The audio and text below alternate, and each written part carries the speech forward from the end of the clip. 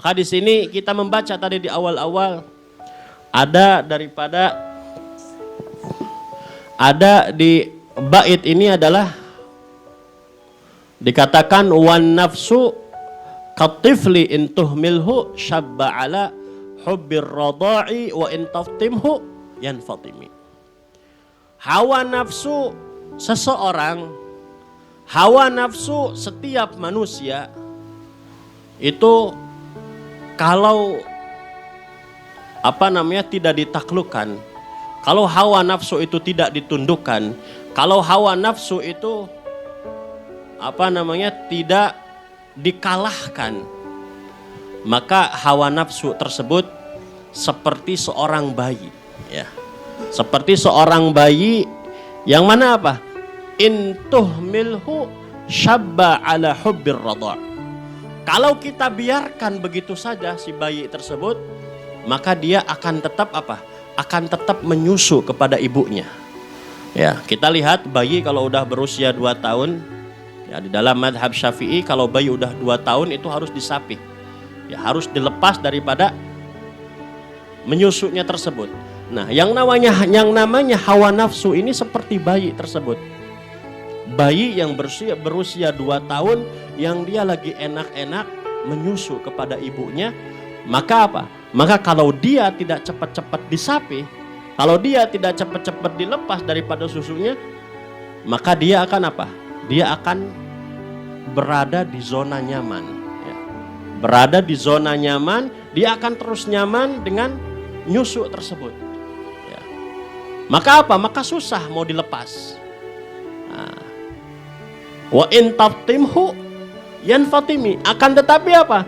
Kalau kita sapih, kalau kita lepas dari usia 2 tahun tersebut, insya Allah apa? Insya Allah si bayi tersebut akan berhenti udah daripada menyusunya. Begitu juga hawa nafsu kita. Kalau kita tidak pernah menundukkan hawa nafsu tersebut, kalau kita tidak pernah mengalahkan hawa nafsu tersebut, maka apa? Maka hawa nafsu akan menguasai diri kita. Ketika hawa nafsu sudah menguasai diri kita, ketika kita mau beribadah, ketika kita mau melaksanakan daripada amalan-amalan baik, hawa nafsu akan menolaknya. Begitu juga apa? Jangan jauh-jauh. Ketika kita mau datang ke majelis ini atau ke majelis dimanapun, ya, kadang-kadang apa? Hawa nafsu merajai diri kita. Malas. Mau datang ke majelis, malas. Mau datang ke tempat-tempat orang soleh, malas. Karena apa? Karena hawa nafsunya sudah menguasai dirinya. Ya. Makanya apa? Makanya setiap dia mau mengamalkan suatu perbuatan baik, maka apa? Maka dia terkalahkan oleh hawa nafsunya. Nah, makanya di sini di bait berikutnya Al-Imam Al-Busiri mengatakan apa? Fasrif hawaha. Maka tinggalkanlah hawa nafsu tersebut. Wahadir antuwalliyahu. Maka hati-hatilah kalau hawa nafsu tersebut sudah menguasai diri, ya. Innal hawa ma tawalla yusmi au yasimi. Ya.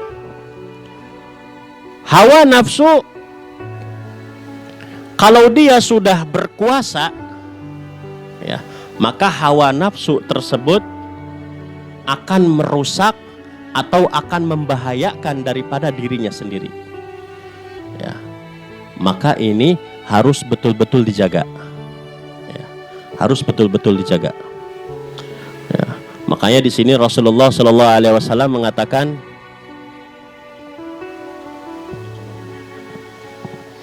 ya, Rasulullah SAW mengatakan,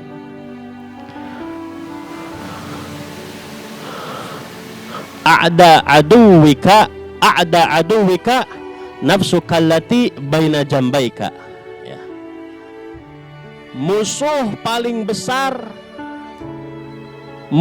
yang paling besar adalah hawa nafsu kamu yang berada di antara kamu. Ya. Jadi musuh kamu yang paling besar, kata Rasulullah SAW, apa?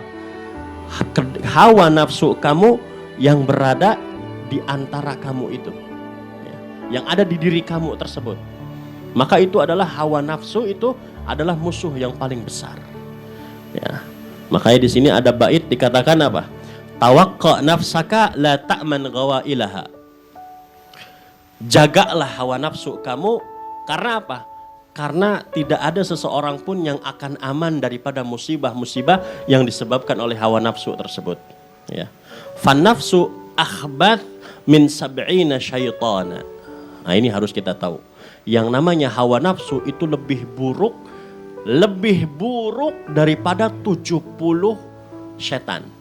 Ya. Hawa nafsu yang ada di diri kita itu lebih buruk daripada 70 kali lipat daripada setan. Makanya apa? Makanya kadang-kadang kita berpikir apa? Aduh, ya setan ngegoda. Padahal apa? Bukan. Ya. Itu adalah hawa nafsu kita. Hawa nafsu kita yang menguasai diri kita dan setan yang membantunya. Ya. Jadi ketika kita nggak mau berbuat taat, ketika kita nggak mau berbuat ini dan itu daripada kebaikan-kebaikan, maka apa? Maka ini sebetulnya bukan setan yang menyuruh, tapi apa? Hawa nafsu kita yang menyuruh. Adapun setan itu hanya membantu saja. Ya. Ibarat apa?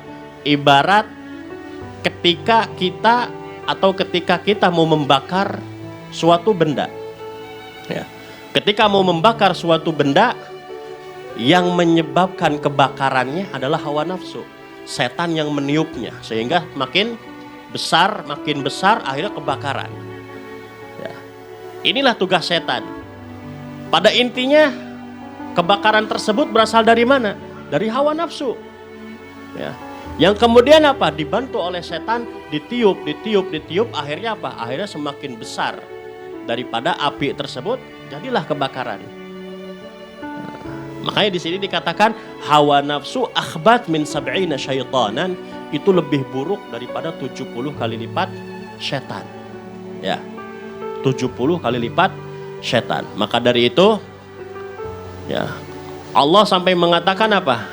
Inna nafsa la ammaratum bisu. Sesungguhnya hawa nafsu selalu memerintahkan kepada keburukan. Ya.